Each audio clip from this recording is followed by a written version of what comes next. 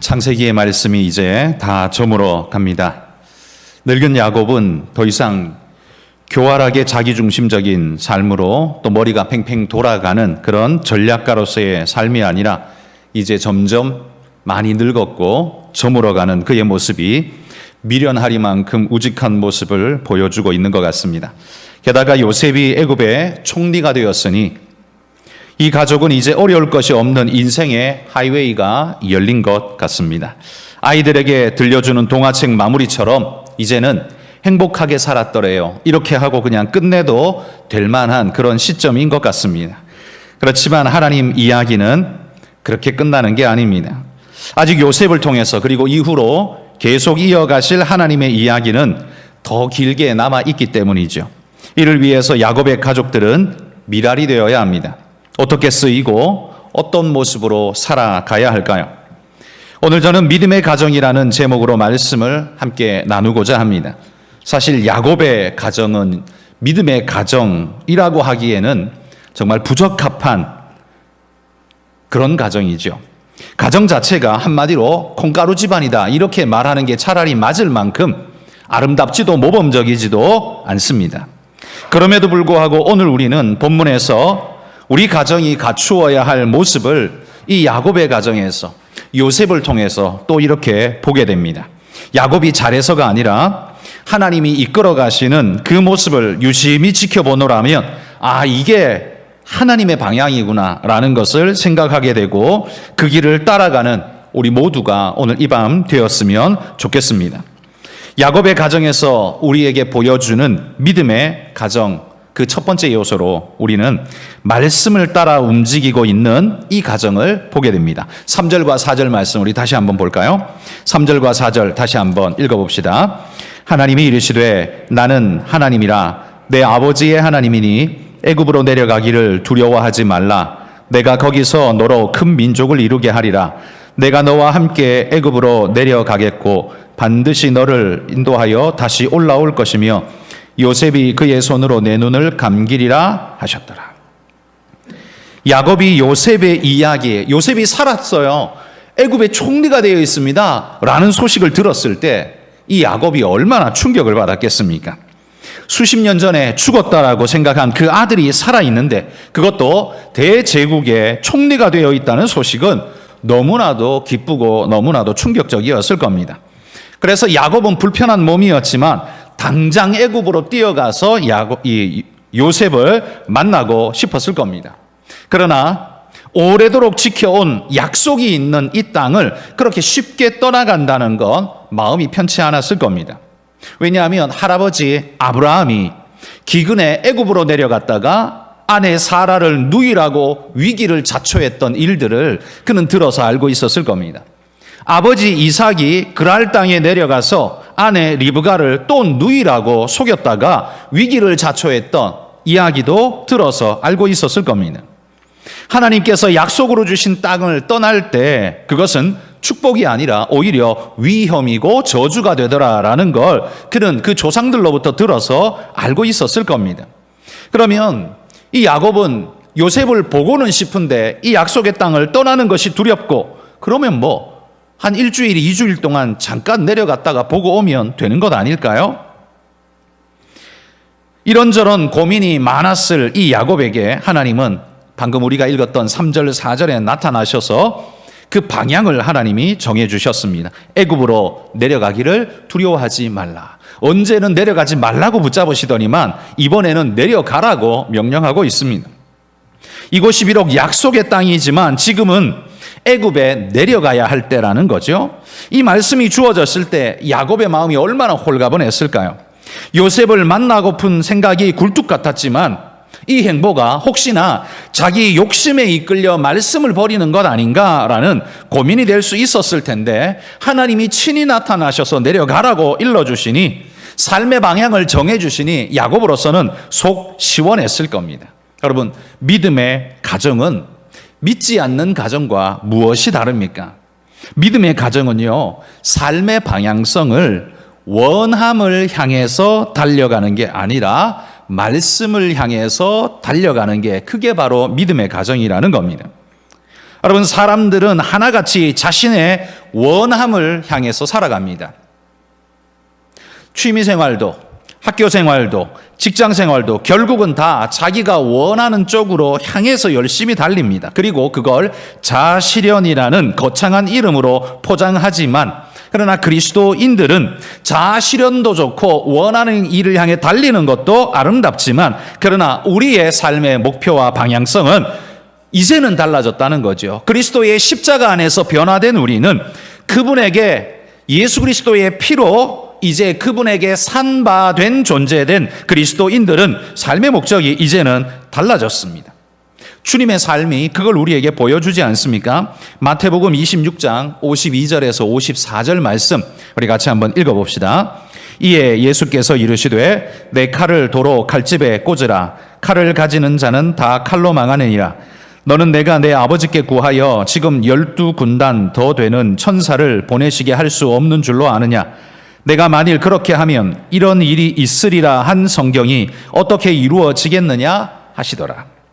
주님은 자신의 안위를 위해서라면 베드로가 칼을 뽑아들고 지금 자기를 보호하려고 하는 이 모습을 두고 칭찬해야 마땅할 겁니다. 그러나 주님의 인생 방향은 자기 안위가 아니었습니다.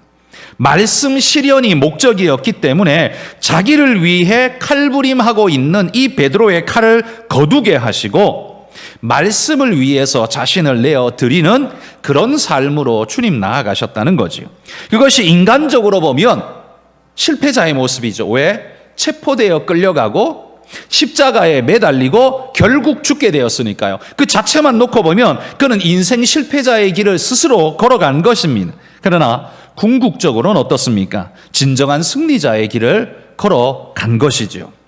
여러분, 인생의 승리는 우리의 표면적 승리가 아니라 궁극적 승리여야 합니다. 그게 바로 우리의 진짜 행복이라는 거죠. 표면적 승리란 애플 회사나 구글 회사 같은 이런 회사에 입사해서, 이런 회사가 연봉이 입사부터 억대더라고요. 연봉 입사하면 그때부터 그냥 억대 연봉이 주어지는데, 이런 좋은 길 우리는 얼마나 사모하고 바랍니까? 우리 자녀가 이 구글에 입사해서 억대 연봉부터 시작되어지면 얼마나 좋을까요? 그렇지만 궁극적 승리는, 우리의 인생의 궁극적 승리는 생활비의 풍성함에 있는 게 아니라 가족들의 사랑과 건강에 오히려 가족의 승리가 있지 않습니까? 연봉이 2억, 4억 여러분 이렇게 받으면 가족들 정말 좋겠죠. 그렇지만 연봉은 2억이 되고 4억이 되는데 집에 퇴근하면 가족들은 한마디 말도 하지 않고 서로를 신경 쓰지도 않는, 그러든가 말든가 돌아서 앉아있는 그런 가정이라면, 여러분 연봉이 3천만 원, 4천만 원밖에 안 되는, 그렇지만 서로 사랑하고 좋아해 줄 아이들을 머릿속에 떠올리면서 붕어빵 몇 개 사들고 가면서 씻지 말라고 꼭꼭 가슴에 품에 안고 빨리 뛰어가고 있는 그 아빠의 모습, 그리고 그거 내어놓을 때 좋아라 하고 환호성을 지르면서 맛있게 먹는 자녀들의 모습, 여러분 이게 훨씬 더 행복한 가정의 모습이 아닙니까?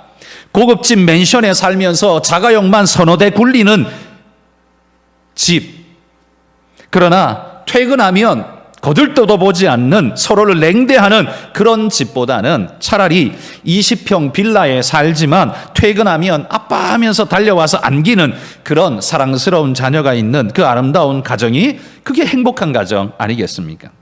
인생의 진짜 행복은 가족들이 행복한 사랑으로 똘똘 뭉치는 그런 것에 있지만, 우리 가족을 건강하고 바른 관념으로 묶어줄 수 있는 건 바로 복음과 신앙에 우리 마음을 두고 바른 길로 행할 때 우리 가족도 바른 길, 행복의 길로 걸어갈 수 있을 것입니다. 하나님 안에 있는 행복을 지켜가는 가정은 어디에 살든, 고대 광실에 살든 아니면 작은 쪽방에 살든 상관없이 행복할 것입니다. 그리고 이런 가정은 거짓을 꿈꾸지 않을 겁니다. 그래서 시편 1편 1절에 이렇게 말하죠. 읽어봅시다. 복 있는 사람은 악인들의 꾀를 따르지 아니하며 죄인들의 길에 서지 아니하며 오만한 자들의 자리에 앉지 아니하고. 여기 악인들의 꾀라는 게 뭐겠습니까? 그건 악한 자의 사악한 괴계를 말하는 거지요. 진리를 버리고 이익을 추구하는 꾀입니다. 사람을 버리고 물질을 취하는 꾀입니다. 남은 죽든 말든 상관하지 않고 내 배만 부르면 되는 그런 꾀입니다. 이게 바로 악인들의 꾀이죠.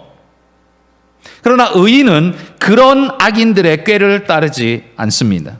세상 사람들이 추구하는 인생 원리를 따라가지 않는다는 말입니다. 그리고 그걸 성경은 이렇게 말하죠. 넓은 길로 가지 말고 좁은 길로 가라. 이 모든 것이 가능한 가정, 어떤 가정일까요? 두말할 것 없이 저는 말씀 따라가는 가정이라고 생각합니다. 원함을 따르기보다 말씀을 따르는 가정입니다. 여러분, 목사님을 초대해서 예배할 때, 가정 예배 드릴 때 집이 초라한 것, 집이 작아서 좁아서 보잘것없는 것 부끄러워하지 마십시오.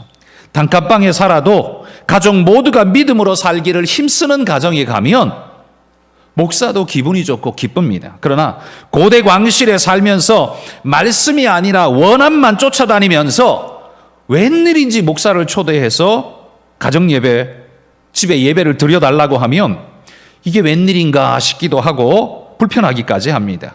음식은 최고급을 내주는데 쇼파도 수백만 원, 수천만 원짜리인데 불편하기만 합니다. 여러분, 진짜 믿음의 가정은 원함을 따르는 게 아니라 말씀은 따르는 가정이라는 사실을 우리가 기억하고 따라갈 수 있기를 소망합니다. 오늘 야곱은 하나님의 말씀 따라가려고 그 말씀에 순종합니다. 이 약속의 땅 떠나야 하는가라고 고민할 때 하나님이 말씀 주셨고 그 말씀 따라 행하고 있는 야곱의 가정은 말씀 따라가는 믿음의 가정의 우리 모습을 보여주고 있다는 거죠. 여러분, 우리 모든 가정이 말씀 따라가는 그런 가정 되시기를 축복합니다. 두 번째, 야곱의 가정에게서 보는 믿음의 가정 두 번째 요소는요, 사명을 불태우는 가정이더라라는 겁니다.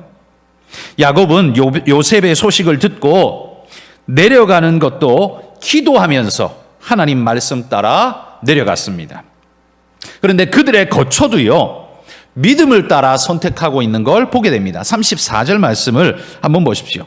건너뛰어 가서 34절 말씀해 보시면 이렇게 이야기합니다. 우리 같이 한번 읽어볼까요?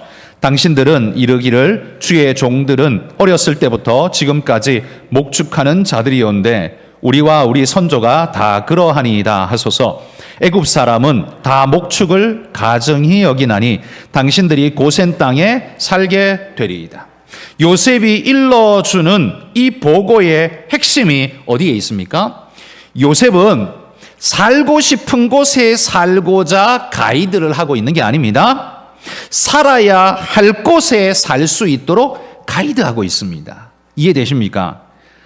여러분, 만약 요셉이 가족들에게요, 최고의 땅, 애굽의 강남 땅을 주고자 했다면 못했을까요? 애굽 총리인데 당연히 하죠. 아마 있는 집 다 비워라, 여기 우리 가족 들어가야 된다 라고 말하면 그 시대에는요, 당연히 자연스럽게 그 일이 되어졌을 겁니다. 누구도 거부하지 않았을 겁니다. 요셉이 하고자만 했으면 애굽 땅 강남 1번지에 들어가는 것 문제도 아닙니다. 그런데 요셉이 지금 어디를 생각하고 이 말을 하고 있는 겁니까? 고센 땅이랍니다. 고센 땅이 어딘 줄 아십니까? 고센 땅은 애굽 땅의 제일 기트머리 변방입니다. 제일 끄트머리 변방이에요. 왜 그 땅을 생각하고 그 땅에 살고자 생각할까요? 그건 애굽이 아니라 떠날 것, 약속의 땅으로 다시 돌아가야 할 것을 생각하기 때문에 애굽의 강남 1번지가 아니라 저 끄트머리에 있는 고센 땅이 우리가 살아야 할 땅이다 라고 말하고 있는 거예요. 그들이 살 곳은 애굽이 아니라 하나님이 택하신 약속의 땅이라는 걸 요셉이 너무나 잘 알았기 때문에 자기의 후손들에게요, 이렇게 말하는 거예요. 후손들 중에 혹은 요셉의 형제들 중에 왜 그 끄트머리 땅, 그 변방에다가 살라고 그래? 변방은 이민족들의 침입도 있고 잘못하면 죽을 수도 있는데 애굽 땅 강남 1번지에 살아야지 라고 말하는 형제도 있을 수 있지 않았겠습니까? 그러나 요셉은 그 땅을 그들에게 주지 않았습니다. 줄 생각도 없었습니다. 너희는 애굽의 끄트머리 땅, 고센 땅에 살아야 돼. 그렇게 생각하고 그렇게 말했어요. 그것도 일부러 애굽 왕에게 자신들이 목축하는 자라는 사실을 일부러 말하라고 합니다. 뭐 굳이 그거 말할 필요 뭐 있습니까? 만나는데 굳이 직장 물어보지도 않는데 내 직장 이야기할 필요 뭐 있어요? 그런데 굳이 목축하는 자라고 알리래요. 왜? 왜냐하면 이야기하죠. 애굽 사람들은 목축을 가증히 여겼기 때문이라고 합니다. 이거 또한 이상한 일 아닙니까? 요셉이 자기 가족을 사랑하면 가증히 여김받는 일을 당하지 않도록 보호해야 되는 것 아닙니까? 가증히 여기는 걸 일부러 드러내어서 가증히 여김받도록 하는 일이 그게 무슨 가족을 위하는 일입니까? 근데 요셉이 지금 그 일을 하고 있는 거예요. 왜 이렇게 하고 있을까요? 요셉이 이렇게 하는 이유는 아마도 요셉 가족들이 우리는 고센 땅에 머물겠습니다 라고 말하면, 그러면 애굽 왕 바로가 뭐라고 말할까요? 아니, 총리의 가족들이 왜 그 끄트머리 변방에 살아? 안 돼. 이 총리가 이 직무를 편안하게 마음 편하게 보려면 가족들도 안전해야 돼. 그러니까 당신들 애굽 1번지에 와서 살아. 그리고 이 가운데 수도에 와서 살아야지. 그리고 이곳에서 살아라 라고 말할 텐데 그 말을 못합니다. 왜? 가증한 사람들이니까. 그 업종이 가증한 존재들이니까 불러들이면 애굽 사람들에게 곤란한 일을 당할 수 있으니까, 그래 그럼 그래라 할 수 있는 조건을 요셉은 알고 있었다는 거죠. 요셉의 마음이 어디 있었나를 보십시오. 요셉의 관심사는 애굽의 제일 좋은 땅이 아닙니다. 애굽에 살기 좋은 거처가 아닙니다. 떠나기 좋은 곳, 하나님이 약속한 그곳을 가기 위해서 떠나기 좋은 곳을 염두에 두고서 끄트머리에 매달려 있는 모습을 봅니다. 약속의 땅을 향한 요셉의 모습을 볼 수 있다는 거죠. 여러분, 이게 바로 믿음의 사람입니다. 멸시와 조롱당할 수 있지만 총리의 입장에서는 부끄러울 수도 있지만, 왜? 야, 총리, 네 가족들은 그 가증스러운 목동들이라며, 그럼 너도 가증스러운 놈이네, 이렇게 말할 수도 있을 거 아닙니까? 그럼 얼마나 수치스럽고 또 부끄럽겠습니까? 그런데 그거 개의치 않았습니다. 내가 욕먹는 거 개의치 않았습니다. 가족들이 조금 위험해지는 거 개의치 않았습니다. 약속 따라가기 위해서 오히려 그걸 선택하고 있는 요셉의 이 모습을 보십시오. 여러분, 이게 바로 믿음의 가정입니다. 내가 좀 더 편안할 수 있지만 예배를 못 드려? 주일 성수를 전혀 못해? 그럼 너 그 직장 그만둬 라고 말할 수 있는 그런 믿음의 부모가 돼야 되지 않을까요? 네가 주일 예배도 못 섬기고 하나님 앞에 충성, 하나님이 너에게 왜 지혜를 주시고 너에게 왜 그 직장을 주시고 너에게 왜 그랬는데 돈만 많이 벌라고 하나님이 그 직장 주신 것 같아? 아니야. 너 그 직장 그만둬. 그리고 하나님은 잘 섬길 수 있는 직장으로 가. 여러분, 그렇게 말할 수 있는 부모야말로 진짜 위대한 부모 아닐까요? 지금 요셉이 그 이야기를 지금 하고 있는 겁니다. 여러분, 이게 바로 믿음의 가정이라는 겁니다. 믿음의 가정은 그냥 살아가는데 목적을 두지 않습니다. 그의 사명에 목적을 두고 살아갑니다. 그러다 보니 어떻게 살아야 하는가에 관심을 갖습니다. 그게 그리스도인이고 그게 진짜 사명자라는 말입니다. 세 번째, 야곱의 가정에서 보게 되는 믿음의 가정 세 번째 요소는요, 전적으로 은혜에 의지하는 가정이라는 겁니다. 앞에서도 말했지만 연봉 수억 원짜리 실력자가 되는 것은 좋은 일이긴 하지만 마냥 좋은 일이라고 말할 수는 없습니다. 그건 우리의 원함을 채워줄 수는 있지만 그거보다 믿음의 가정은 원함이 아니라 말씀을 따르는 가정이 되라고 했습니다. 이게 행복의 지름길이라 했습니다. 그런데 세 번째 요소야말로 믿음의 가정의 진짜 핵심적인 요소입니다. 믿음의 가정은요, 실력에 따라가는 가정이 아니라 은혜에 의지하는 가정입니다. 여러분, 야곱의 가계도를 한번 보십시오. 8절에서 27절까지 나오는 이 야곱 따라서 애굽 땅에 내려간 70명의 가족 명단을 한번 보십시오. 이 70명의 야곱 가족들은 면면이 부끄럽기 그지없는 족보입니다. 마지 르우벤은 아버지의 아내인 계모 빌하와 성적 관계를 맺는 막장 아들이었습니다. 둘째 아들, 셋째 아들 시므온과 레위는 칼부림의 대가였습니다. 사람을 마구 살육하는 데 주저함이 없었습니다. 넷째 아들 유다는 며느리와 동침하고 이게 아들인지 손자인지 족보도 불분명한 그런 자식을 낳은 그런 존재였습니다. 여러분, 이런 족보가 70명입니다. 한마디로 말해서 하자투성이 족보이죠. 여러분, 이런 족보를 어디다가 내놓을 수 있겠습니까? 내놓는 것 자체가 부끄러운 일 아닙니까? 그런데 놀랍게도 이런 족보에서 메시아를 하나님이 준비시키셨다는 겁니다. 이게 놀라운 일이죠. 왜? 우린 이렇게 생각할 수밖에 없습니다. 왜? 뭐 때문에? 뭐가 잘나서? 우리 이렇게 말할 수밖에 없어요. 근데 잘난 게 하나도 없어요. 잘난 게 하나도 없는데 하나님이 그렇게 하시려고 합니다. 여러분, 오늘 이 족보가 부끄러움 그 자체이지만 그럼에도 우리에게 위로가 되는 건 뭡니까? 이런 족보라도 하나님이 쓰시겠다 하니 하나님이 놀랍게 쓰시는구나 라는 거예요. 그럼 어떻게 해요? 우리같이 보잘것없는, 나같이 보잘것없는 자도 하나님이 쓰시고자 하면 얼마든지 쓰시겠구나 라는 말씀이 가능해지는 겁니다. 이게 우리의 소망이라는 겁니다. 모르겠습니다만 하나님이 우리에게 이런 소망을 주시려고 이런 족보에서 메시아가 나게 하셨을까요?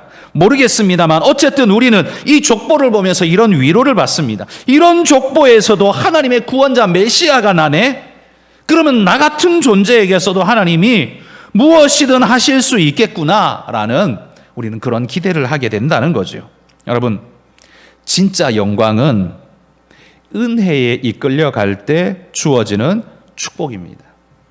실력에 의지하고 사람들의 계략에 의지한 축복은요, 그건 곧 부패하고 썩어지기 마련입니다. 부작용 생기기 마련이라는 거예요. 그게 바로 야곱이 보여준 인생 아닙니까? 야곱 인생은 실력에 의지하고 계략에 의지했던 인생입니다. 그의 부작용, 결론이 뭡니까? 아무것도 없었습니다. 열심히 끌어모았는데 빈털터리였습니다. 다 에서한테 다 줘버리고 빈털터리 뿐만 아니라 환도뼈 위결되어서 더 이상 뭣도 못하는 그런 신세, 이게 야곱의 신세입니다. 실력에 의지하고 계략에 의지한 인생, 빈털터리이지만 그 이후로 은혜에 이끌리는 인생 되었더니만 이런 놀라운 축복의 가정이 되더라는 거예요. 여러분, 엘리의 가문도 한번 생각해 보십시오. 엘리의 가문, 그 시대에 제일 잘난 가문입니다. 높은 가문입니다. 영화로운 제사장 가문입니다. 그런데 이스라엘의 가장 수치스러운 가문입니다. 위세가 하늘을 찌르고 뭐든 할 수 있는 위대한 가문이었지만 은혜와 상관없는 자가 되자 멸망당해 무너지는 자가 될 수밖에 없었습니다. 여러분, 이게 축복일까요? 이게 축복일까요? 하나님이 엘리한테 와서 뭐라고 말했습니까? 이 엘리한테 직접 말하지 않고 사무엘한테 말했죠. 그가 자기의 자식들이 저주를 자청하되 말리지 않았다고 말했습니다. 그게 엘리 가문의 저주였습니다. 여러분, 은혜에 이끌리는 가문보다 더 축복된 가문 없습니다. 뭔가 반짝하는 능력, 정말 뭔가 하면 보여주는 실력, 이런 걸로 우리가 가득 차기를 우리는 기대합니다. 그리고 우리는 그렇게 열심히 노력해야 합니다. 그런데 그거보다 더 위대한 것이요, 하나님의 은혜에 떠밀려가는, 하나님의 은혜에 업혀가는 인생이 진짜 축복된 인생이라 저는 그렇게 믿습니다. 그러므로 기억하시기를 바랍니다. 여러분, 믿음의 가정은 실력에 의지하는 게 아니라 은혜에 의지하는 가정입니다. 그렇다고 여러분, 게으른 가정이 되라는 말은 절대로 아닙니다. 여러분, 은혜에 의지하는 가정이 게으른 가정이다, 말이 됩니까? 그 말이 안 되는 거예요. 왜? 게으른 자는 하나님의 은혜를 알기 때문에 게으른 게 아닙니다. 모르기 때문에 그런 겁니다. 오히려 은혜를 아는 자는 게으를 수가 없습니다. 왜? 은혜에 감격하기 때문에 게으를 수가 없어요. 그래서 최선을 다합니다. 그러면 자기 실력에 의지하는 거 아니야? 아닙니다. 은혜에 의지하여 최선을 다할 뿐입니다. 되게 하시는 이는 하나님이시라는 걸 믿고 맡기며 최선을 다해 살아가는 겁니다. 여러분, 이게 바로 그리스도인의 삶인 줄 믿습니다. 여러분, 이 콩가루 같은 집안을 하나님이 일으켜내시는 걸 보십시오. 하나님은 야곱으로 하여금 말씀을 따라 움직이는 가정이 되게 하셨고, 사명에 불타는 가정이 되게 하셨고, 전적으로 은혜에 의지하여 살아가는 가정이 되게 하셨습니다. 그래서 이스라엘의 명문가가 되게 하셨습니다. 여러분, 우리도 이런 신앙의 명문가가 될 수 있습니다. 말씀에 의지할 때, 사명에 충실할 때, 은혜에 이끌릴 때, 이 세 가지가 우리를 복되게 한다는 사실을 기억하고 이 세 가지로 충만한, 그래서 우리의 기도의 제목은 이 세 가지가 충만하기를 기도하는, 그럼 그 기도가 끊어지지 않는 그런 믿음의 가문들이 되시기를 주의 이름으로 축복합니다. 기도하겠습니다. 하나님 감사합니다.